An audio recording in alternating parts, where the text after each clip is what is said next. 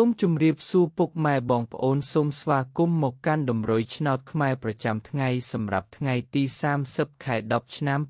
2025 Admin ក៏មានតម្រុយឆ្នោតពិសេសនិងល្អៗសម្រាប់ចែកជូនពុកម៉ែបងប្អូនផងដែរ Admin ក៏សូមចិត្តពុកម៉ែបងប្អូនសូមបងប្អូនជួយចុច like និងជាវម្នាក់មួយផងដើម្បីមានភាពងាយស្រួលក្នុងការតាមដានតម្រុយឆ្នោតខ្មែររៀងរាល់ថ្ងៃចឹងកុំឲ្យខាត់ពេលពុកម៉ែបងប្អូនយូរចឹងសូមចូលមកកាន់តម្រុយឆ្នោតខ្មែរយើងវិញសម្រាប់ម៉ោង 1:00 ម៉ោង 3:45 និងម៉ោង 6 ចឹងយើងចូលមកកាន់តម្រុយឆ្នោតខ្មែរយើងវិញនៅថ្ងៃនេះវិញសម្រាប់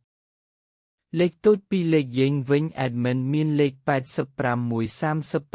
58 41 សម្រាប់លេខអូសខ្ទង់ Admin មានលេខ 80 អូសនិងលេខ 50 អូសផងដែរសម្រាប់លេខពិសេស3លេខយើងវិញ Admin ក៏មានលេខ 515 1គុណនិងលេខ 5